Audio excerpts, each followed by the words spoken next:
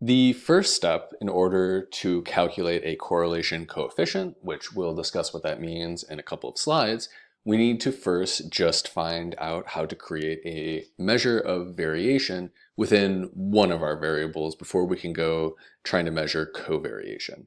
And this is very simple. We are literally just looking at how each observation that we have is different from the mean within that variable, and then we're just standardizing that over the standard deviation that we find in our sample. So as an example, we'll take the population of all New England states, and so you can see our variable x is a continuous variable of population, and we're going to go through and standardize each of these observations, right? We're going to see how Connecticut differs from the mean of all of the states within New England with regard to population. So in R, we're going to do this by creating our vector x, literally just our variable. Then we're going to see how that differs, each of those differs from the mean. So we need to find what the mean is of our sample as well as the standard deviation. So we get those back. Our mean is 2.38 and the standard deviation is 2.3.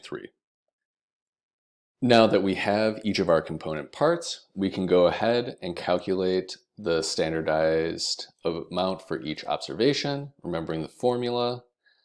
In R, we'll do this literally by just saying take our vector x, and for each of those, R knows to subtract the mean, and then it's going to divide it by the standard deviation of x. So you're going to get exactly the same number of observations, but now these are standardized.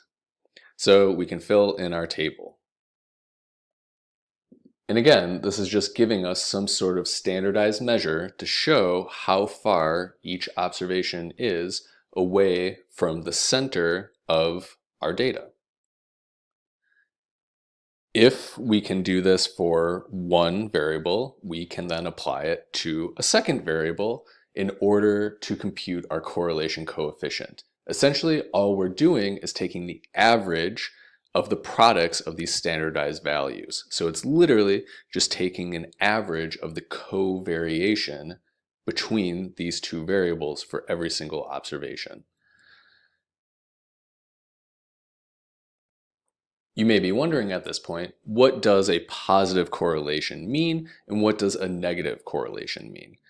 If we visualize this and go back to our scatter plots, we can see that a low correlation, so a correlation coefficient that is closer to 0, essentially the data are almost entirely dispersed in a random manner, and we see that there really isn't much of an association, positive or negative, between whatever our x value is and our y value.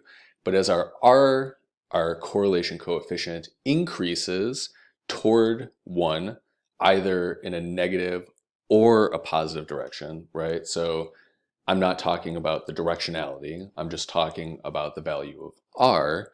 As that increases toward 1, that's telling you that we have a stronger association. Now, if we have a positive and strong association, we can see that is going to be r like something like 0.85. If we have a strong negative correlation, that's going to be something like negative 0.99. I don't want to belabor this point too much, but I do think that this is kind of a fun little guessing game. So if you do want to play this, I highly recommend it and try to hone your skills to see how well you can actually visually detect strong and directional correlations.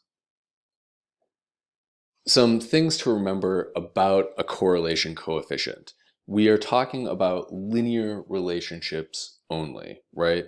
So if there's a 1 unit increase in our x and we have a strong and positive correlation of 1, then the resulting increase in y is also going to be 1.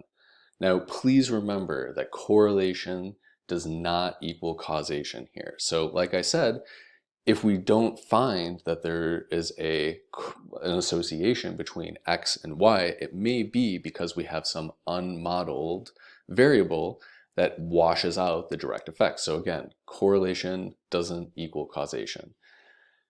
Correlation coefficients are also unit free, which is kind of nice. So again, we're just talking about a 1 unit increase in X is associated with a unit increase in Y. We're not saying what those units are. They could be potentially different.